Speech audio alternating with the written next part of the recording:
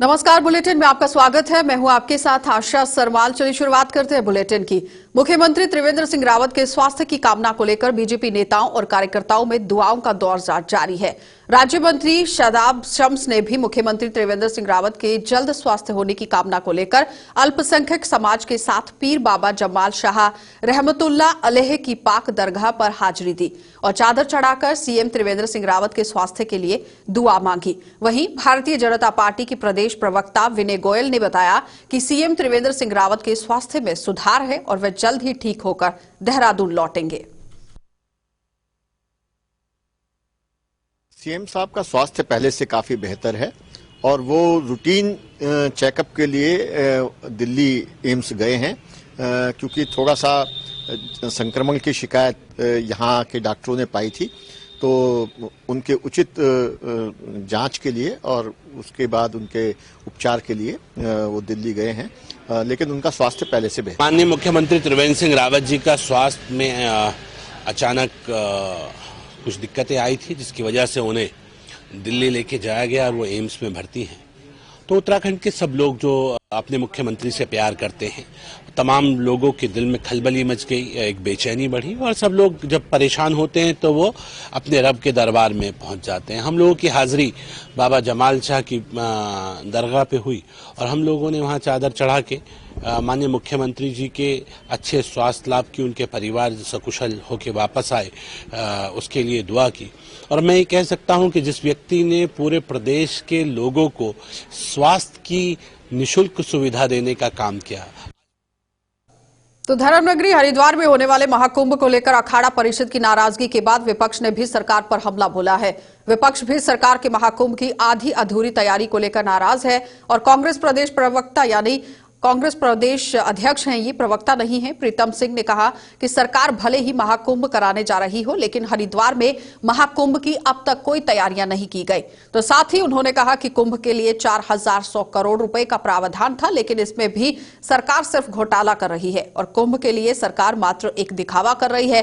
जो निर्माण कार्य हरिद्वार में होने चाहिए थे वे नहीं हो रहे हैं। वहीं कांग्रेस के प्रदेश अध्यक्ष प्रीतम सिंह के बयान को लेकर बीजेपी प्रदेश प्रवक्ता विनय गोयल ने कहा कि सरकार कुंभ करना चाहती है, लेकिन कोरोना काल के साए को देखते हुए भी सरकार अलर्ट पर है। और साथ ही उन्होंने कहा कि कांग्रेस सिर्फ प्रदेश में कुंभ को लेकर राजनीति कर रही है।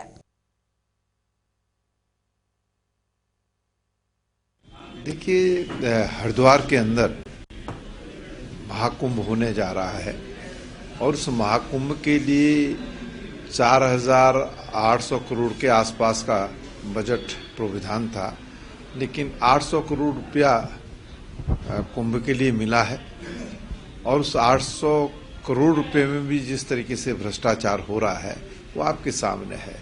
ये बात कांग्रेस नहीं कह रही है, इस बात को तो जो केंद्रीय मंत्री हैं उन्होंने कहा कि कुंभ के निर्माण कार्यों में बड़े स्तर पर भ्रष्टाचार हो रहा है। जब सरकार में ही इतना अंतर विरोध है तो अखाड़ा परिषद के लोग, तो स्वाभाविक बात है उनकी नाराजगी जो है जायज है। वो देख रहे हैं हरिद्वार के अंदर जिस तरीके से निर्माण होना चाहिए था कुंभ के लिए, वो निर्माण होते हुए कहीं पर दिखाई नहीं दे रहा है। तो सिर्फ बजट ठिकाने लगाने की बात कही प्रीतम सिंह ने। देखिए, जो कांग्रेस करती रही है वो कांग्रेस जाने, लेकिन हम भारतीय जनता पार्टी के लोग बहुत संवेदनशील हैं। असली थोड़ी सी जो समस्या हम सब लोग फेस कर रहे हैं वो कोरोना के कारण से, चूंकि स्थिति स्पष्ट नहीं हो पा रही है कि कोरोना का काल में उस समय क्या स्थिति रहेगी। अब जब ये पूरा विश्व ये सोच रहा था कि अब कोरोना से शायद मुक्ति मिलने का समय आ गया है, तो उस समय कोरोना का दूसरा स्ट्रेन आ गया, वो एक चिंता का कारण बन गया। तो सबसे पहली प्राथमिकता जनता का स्वास्थ्य है, जनता का स्वास्थ्य सर्वोपरि है और इसलिए उन जनता के स्वास्थ्य को ध्यान में रखते हुए सारी व्यवस्थाएं की जाएंगी। कहीं भी किसी तरह की कोताही नहीं है, सब जगह काम चल रहे हैं और सब काम तय समय पर पूरे हो जाएंगे। तो ब्रिटेन से आए लोगों में से 5 लोग संक्रमित पाए जाने के बाद स्वास्थ्य विभाग की चिंताएं और ज्यादा बढ़ गई हैं। देहरादून में 131 लोगों को जब ब्रिटेन से यहां पर वापस लाया गया है, यानी कि ये ब्रिटेन से लौटे थे, जिनमें से 5 लोग कोरोना संक्रमित पाए गए। बताते ये भी चले कि ब्रिटेन में कोरोना का जो स्ट्रेन चेंज है वो होने के बाद से नए वायरस से दहशत बनी हुई है। ये वायरस कोरोना वायरस से अधिक घातक माना जा रहा है। वहीं ब्रिटेन व अन्य देशों से लौटे लोगों की ट्रेसिंग को लेकर स्वास्थ्य विभाग का कहना है कि करीब 227 लोगों के ट्रेस किए जा रहे हैं, यानी कि इन 227 लोगों को ट्रेस किया जा रहा है, ढूंढने की कोशिश की जा रही है, जिनकी सैंपलिंग भी की जा रही है। तो सभी को होम आइसोलेट किया गया। वहीं दूसरी ओर जानकारी ये भी है कि ब्रिटेन से आए हुए जितने भी लोग हैं, ऐसे भी लोग हैं जिनके मोबाइल स्विच ऑफ इस वक्त आ रहे हैं और इन लोगों से प्रशासन लगातार संपर्क करने की कोशिश कर रहा है।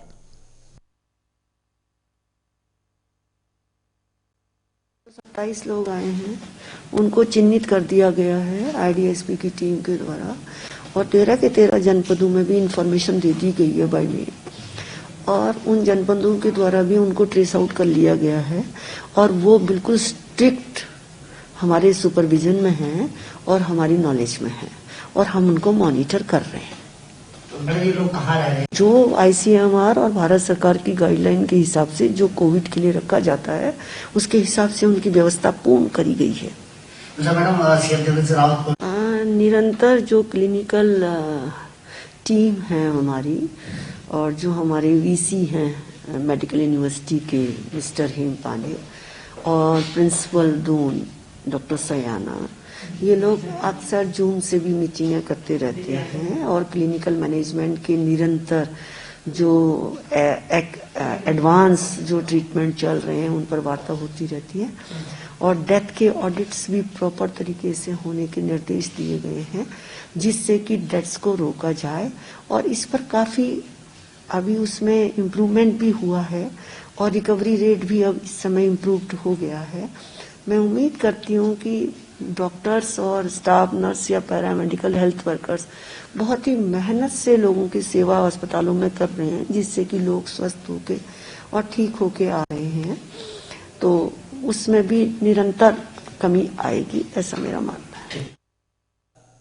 उत्तराखंड में कोरोना के साथ हो रही जंग में आयुर्वेद विभाग ने एक अहम भूमिका निभाई और विभाग के डॉक्टर और अन्य स्टाफ दिन रात इस लड़ाई में जुटे हुए हैं। विभाग की ओर से इम्यूनिटी बढ़ाने के लिए आम जनता को आयुर्वेद किट उपलब्ध कराई जा रही है, लेकिन इस समय विभाग बजट की कमी से जूझ रहा है। आयुर्वेद विभाग के निदेशक वी नहीं है, YS रावत हैं। इन्होंने बताया कि कोरोना काल में विभाग द्वारा पूरे प्रदेश में करीब 2.25 लाख किट बांटे गए थे। उन्होंने कहा कि विभाग द्वारा प्रदेश के हर गांव और मोहल्ले में आयुष रथ के माध्यम से प्री कोविड और पोस्ट कोविड मरीजों को किट उपलब्ध कराई जा रही है, जिसकी एक नीति यहां पर बनाई गई थी, लेकिन बजट की कमी के कारण अभी तक ये काम पूरा नहीं हो पाया।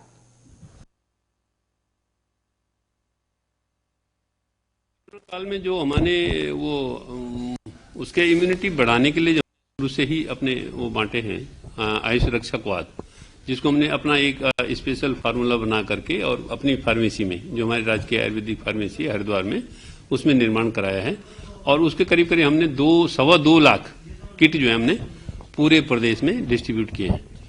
पूरे प्रदेश में 2.25 लाख किट हमने डिस्ट्रीब्यूट किए हैं और हमारा स्टाफ जो है वो एलोपैथिक स्टाफ के साथ पूरा मिल के काम कर रहा। यहाँ तक कि आज की डेट में भी हमारे चिकित्सा अधिकारी वहाँ सैंपलिंग का काम कर रहे हैं और उनके साथ जो है क्वारंटाइन सेंटर जो है आइसोलेशन सेंटर है उनमें भी आज की डेट में भी हमारे चिकित्सा अधिकारी कुछ ड्यूटी कर रहे हैं। हाँ, हमारे पास जो बजट उपलब्ध था उसमें से जो हमने वो बनवाए थे करीब 1 लाख करीब हमने वहाँ बनवाए हैं अपने फार्मेसी में और 1,35,000 करीब उन्होंने बनाए हैं जो हमने टेंडर से खरीदे हैं मुल्तानी फार्मासिटी से, जो उनका मुल्तानी फार्मास्यूटिकल का जो टेंडर हुआ था उसमें आए हैं, तो वो हमने बांटे हैं और कुछ हमारे पास जो अवेलेबल मैटर है उसको हम बना रहे हैं इमरजेंसी के लिए। तो उस बीच में ये हुआ था कि एक हमने नीति बनाई थी कि प्री कोविड को हम भी देंगे और पोस्ट कोविड को भी देंगे जिनको कोविड हो चुका है, तो उनके हमने एक वो बनाया था आयुष हेल्प डेस्क बनाया था और उस पर हमने प्रत्येक जिले में जो लिस्ट के हिसाब से हम लोग कॉल करते थे और जो लोग कॉल पे हमें अवेलेबल होते जो जिनसे हमारी बात हो जाती थी उनको हम जो है उस अस्पताल के उस जिस क्षेत्र के वो लोग हैं उन अस्पतालों को हम वो किट उपलब्ध करा के उनकी ड्यूटी लगाते कि भाई आप उनको अवेलेबल करा दें घर पे।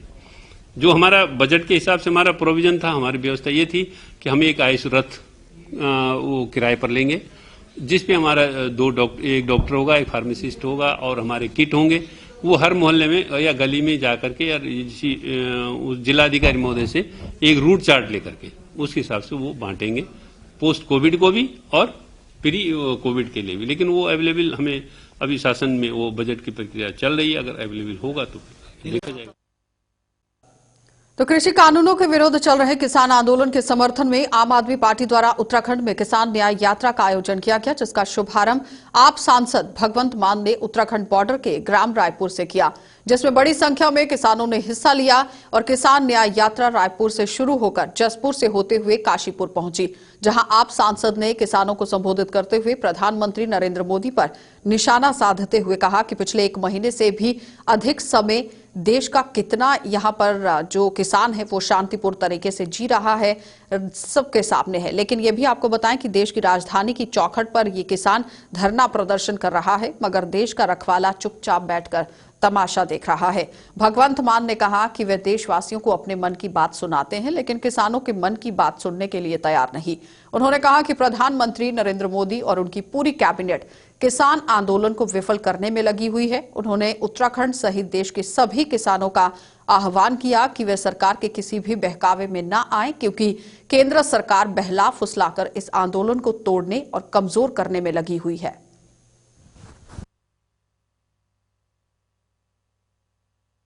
सरकार का जो अहंकार है वो इस दर्जे तक है कि उनसे बात भी नहीं करते, बातचीत करते हैं 7-7 घंटे की बातचीत से कुछ नहीं निकलता। एक तरफ तो बातचीत चल रही होती है, दूसरी तरफ प्रधानमंत्री मन की बात में उन बिलों की तारीफ कर रहे होते हैं, और एक तरफ तो ये कह रहे हैं अमेंडमेंट कर देंगे, 8 अमेंडमेंट 9 अमेंडमेंट करने के लिए तैयार है। मतलब ये मान रही है सरकार के कानूनों में कोई कमियां हैं, और दूसरी तरफ कह रहे हैं बहुत फायदे के कानून है, ये तो बहुत ज्यादा फायदा हो जाएगा किसानों को। मुझे ये समझ नहीं आ रही कि जो जिनके लिए फायदे की बात कर रहे हो वो खुद कह रहे हैं हमें फायदा नहीं चाहिए, कानून वापस ले लो, तो ले लेने चाहिए। कई बार गलत कानून बन जाते हैं, लेकिन अगर लोगों को पसंद नहीं आ रहे, लोगों को ये पता चल गया कि इस कानून से आने वाले दिनों में फ्यूचर में हमारा नुकसान होने वाला है, तो उसको वापस लेने में क्या हर्ज है।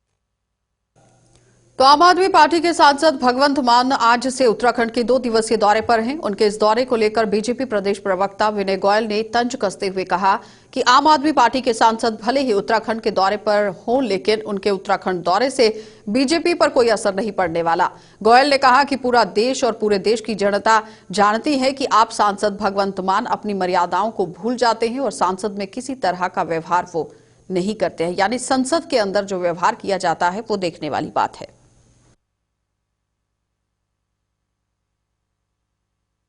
कि जो आम आदमी पार्टी के सांसद आ रहे हैं उनके कारनामों को, उनकी हरकतों को पूरे देश ने देखा है, किस प्रकार से उन्होंने संसद में व्यवहार किया, किस प्रकार से उन्होंने संसद की गरिमा को भंग किया। तो उनके बारे में ज्यादा कहना मुझे लगता है उचित नहीं होगा।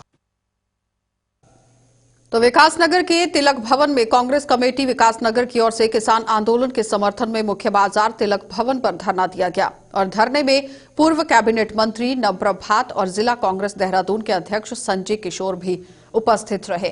कांग्रेस पदाधिकारियों ने कहा कि सरकार किसान विरोधी कानून को वापस ले और किसानों की भावनाओं के साथ खेलना बंद करे। और उन्होंने क्या कुछ कहा है, जरा वो देख लीजिए।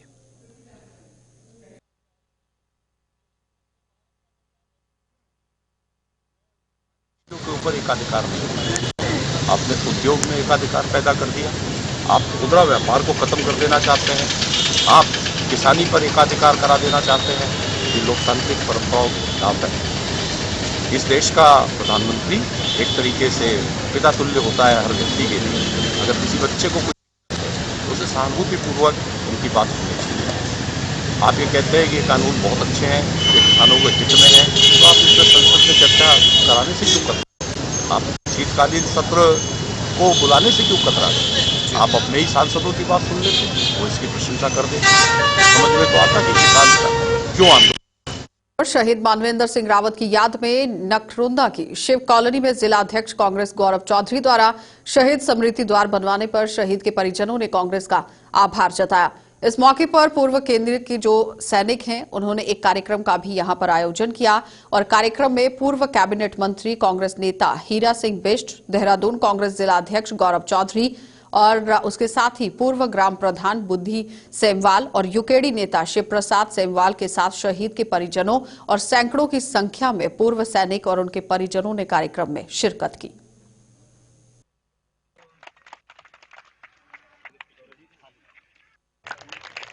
और इस कॉलोनी के हैं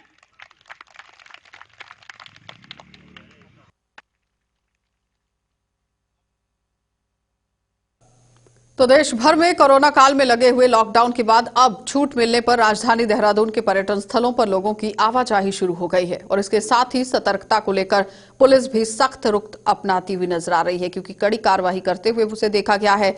और बताते ये भी चले कि राजधानी देहरादून में कई पर्यटक स्थल ऐसे हैं जहां पर पर्यटकों का हुजूम छुट्टी के दिन उमड़ जाता है, लेकिन इसको लेकर पुलिस पूरी तरह से अलर्ट पर है।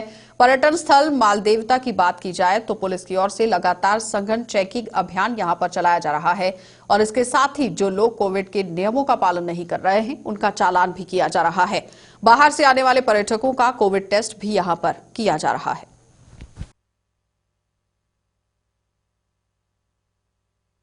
जैसा कि आपको जानकारी है, कोरोना महामारी चल रही है और इसी के चलते यहाँ टूरिस्ट प्लेस है, कई पर्यटकों को आना जाना है, कई लोग नियम कायदे कानून का पालन नहीं कर रहे हैं, ऊपर से निर्देश भी हैं शासन प्रशासन के। इसी कारण हम यहाँ पीएससी को लेकर साथ में चेकिंग कर रहे हैं और लोगों को कोविड के लिए जागरूक भी कर रहे हैं और यातायात का प्रबंधन भी कर रहे हैं।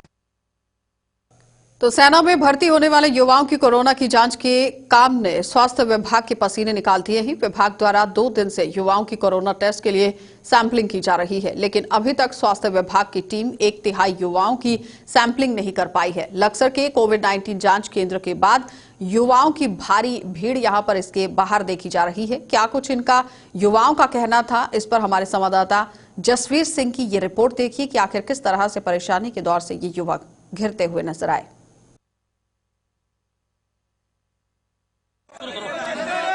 कोट द्वार में सेना की भर्ती को लेकर के लक्सर क्षेत्र के युवाओं में होड़ मची हुई है। आप मेरे पीछे देख सकते हैं, मैं कैमरामैन से कहूंगा इस तरफ दिखाएं। ये सब वो युवा हैं जो अपना एंटीजन टेस्ट कराने के लिए लक्सर के सीएचसी पर पहुंचे हुए हैं। इन युवाओं से बात करेंगे, क्या वजह क्यों इतनी भीड़। आपका नाम क्या है? आशीष कुमार नाम है। 2 दिन से हो गया, मैं कल तो टोकन लेने का मैं और आज एक सवेर से एक नाक में डाल रखा बस खाली न्यू नहीं पता क्या खाना क्या नहीं। महक सिंह, आप कब से लग रहे लाइन में? 6 बजे से आए यहाँ, कुछ नहीं 6 बजे से आए हुए। आपका नाम क्या है? 2 दिन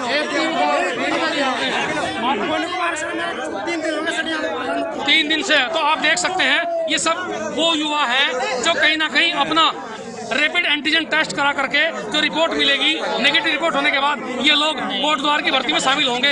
यदि आज शाम तक ऐसा नहीं हो पाया तो कहीं ना कहीं इस भर्ती में भाग नहीं ले सकेंगे। और सबसे बड़ी बात यह है कि ये संख्या करीब 1,500 के करीब है। ऐसे में स्वास्थ्य विभाग के पास पर्याप्त टीम मुझे नजर नहीं आती है। जिस तरह से अभी तक केवल 1 या 2 ही युवकों के सैंपल लिए गए हैं, तो ऐसे में शाम तक कितने लिए जाएंगे और कितनी रिपोर्ट तैयार हो पाएगी ये तो वक्त बताएगा। लेकिन फिलहाल हालात बढ़िया नहीं है। ये देखो किस तरह से पूरी तादाद में यहाँ पूरे ग्राउंड में ये पूरा ग्राउंड भरा हुआ है, ये आपने देखा होगा।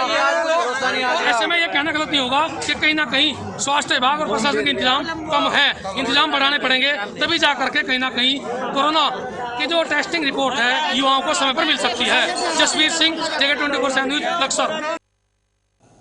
तो नैनीताल में नए वर्ष की खुशी में 31 दिसंबर को होने वाली पार्टियों पर प्रशासन ने रोक लगा दी है। ये फैसला प्रशासन ने कोरोना के बढ़ते प्रकोप को देखकर लगाया है। पुलिस ने सभी होटल और रेस्टोरेंट मालिकों को अवगत करवा दिया है कि अगर किसी ने भी अपने होटल या रेस्टोरेंट के अंदर किसी भी तरह से पार्टी का आयोजन किया तो उसके खिलाफ सख्त कार्रवाई की जाएगी। रिजॉर्ट के अंदर भी इसी तरह से कार्रवाई यहां पर की जाएगी। और यही नहीं, 31 दिसंबर के मौके पर रेप पार्टी और नशे को लेकर भी पुलिस विशेष चेकिंग अभियान चलाएगी। और एसपी सिटी अमित श्रीवास्तव का कहना है कि ऐसे आयोजनों में नशे का भी इस्तेमाल होता है, लिहाजा अब पुलिस सभी पर निगरानी रखेगी। किस तरह की नजर रहेगी आप लोगों की?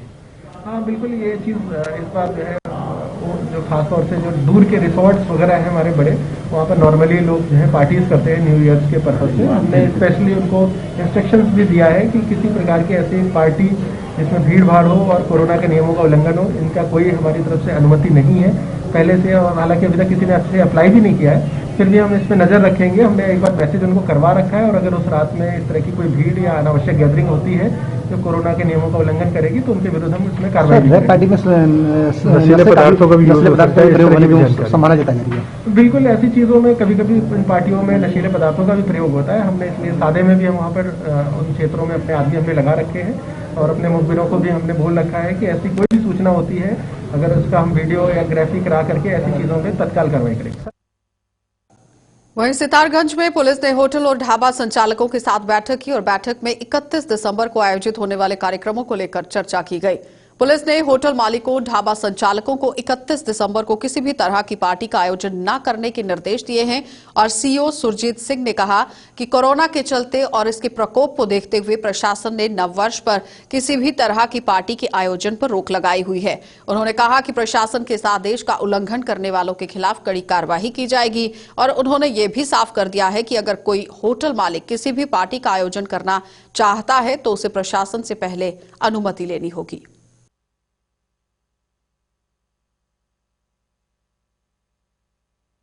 होटल वाले हैं, रेस्टोरेंट वाले हैं और व्यापारी हैं, उनसे संबंधित मीटिंग हुई है 31 के प्रोग्रामों को लेकर और इन सब लोगों को इस बात से अवगत कराया गया है कि भाई कोविड-19 के दृष्टिगत किसी भी प्रकार का कोई रिस्क ना लिया जाए, सोशल डिस्टेंसिंग का ध्यान रखा जाए, कम से कम गैदरिंग की जाए ताकि हम स्वयं को और अपने परिवार को और पूरे अपने क्षेत्र को सुरक्षित रखें। तो इस संबंध में इन सभी लोगों ने आश्वस्त किया है कि कोई भी ऐसा काम नहीं करेंगे जिससे कोविड-19 को फैलने में से बल मिले।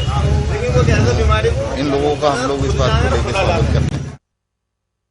वरिष्ठ पुलिस अधीक्षक उधम सिंह नगर के आदेश अनुसार नशे के कारोबारियों के खिलाफ चलाए जा रहे अभियान के तहत सितारगंज पुलिस ने 20 क्वार्टर के पास जो सिरकुल सितारगंज को जाने वाले कच्चे रास्ते पर गश्त के दौरान 2 संदिग्ध युवकों से स्मैक को बरामद किया। युवकों के कब्जे से लगभग 3 ग्राम अवैध स्मैक यहां बरामद की गई है और दोनों आरोपियों पर सितारगंज पुलिस ने एनडीपीएस एक्ट के तहत मुकदमा पंजीकृत कर लिया है और दोनों अभियुक्तों के आपराधिक इतिहास को खंगालने में जुट गई है। वहीं पकड़े गए पुलिस टीम ने भी इस पर कार्रवाई शुरू कर दी है और पकड़ने वाली पुलिस टीम में एसआई चंदन सिंह विष्ट, हरीश कवड़वाल, कांस्टेबल दीपक रावल आदि लोग यहां पर शामिल थे। अभियान के तहत आज सुबह गश्त के दौरान एसआई श्री चंदन सिंह के नेतृत्व में 2 स्मैक तस्करों को पकड़ा गया है। सोना सिंह और राजदीप सिंह ये शक्ति फार्म से रोड से पकड़ा है और दोनों से लगभग 3 ग्राम स्मैक बरामद। तो लालकुआं में परिवहन निगम की ओर से चालू की गई लालकुआं टू दिल्ली बस सेवा पर राजनीति शुरू हो गई है और कांग्रेस ने बीजेपी सरकार पर तंज कसते हुए कहा कि लालकुआं तहसील मुख्यालय के होने के बाद भी आज तक क्षेत्र में बस स्टैंड न होने की वजह से आने जाने वाले यात्रियों को काफी परेशानियां झेलनी पड़ रही हैं। वहीं परिवहन निगम ने बस सेवा चालू कर क्षेत्रवासियों के साथ बड़ा मजाक किया है। लगभग 3 लाख की आबादी वाले ये नगर आज भी मौलिक सुविधाओं से वंचित हैं। पहले तो बस चलाने के लिए उनको धन्यवाद। दूसरा ऐसा है कि विधानसभा का एक शहर है लालकुआं और जिस शहर में बगैर बस अड्डे के अगर बस चले ये तो बड़ी हास्यास्पद वाली स्थिति है कि बस खड़ी होने के लिए जगह नहीं है तो यात्री बैठेंगे कहाँ? जब बस अड्डा ही नहीं होगा क्या सड़क पर यात्री बैठेंगे या कौन कहाँ यात्री इंतज़ार कहाँ करेंगे? इंतज़ार करने के लिए यात्रियों को जन सुविधाएँ चाहिए वो कहाँ मिलेंगी? तो ये तो बड़ी हास्यास्पद स्थिति है कि बगैर बस अड्डे के बस चलना और सिर्फ एक दिल्ली बस चल जाने से यहाँ से कई शहरों क्योंकि ट्रेनें यहाँ से कई शहरों को चलती हैं। लेकिन इस इंड पर समय आ गया, चुनाव साल आ रहा आगे, तब इन लोग घोषणा कर रहे हैं और उसको बस को चलाया गया जो कि बहुत लेट है। ये बहुत गंदगी फैली चारों तरफ है, इसको देखना चाहिए। जो जनप्रतिनिधि लोग हैं इनको आवाज़ उठानी चाहिए कि ऐसी गंदगी से महामारी बीमारी फैलने का शंका है। बहुत ही नगर पंचायत को चेतना चाहिए कि अपने प्रयासों की इसकी सफाई व्यवस्था कराएं। सेंचुरी को चाहिए वो भी अपने प्रयास करें, सफाई व्यवस्था को ध्यान दें, जिससे लोगों को बीमारी से बचाया जा सके। चलिए, बुलेटिन में फिलहाल इतना ही। देश और दुनिया की खबरों के लिए आप बने रहिए JK 24/7 न्यूज के साथ।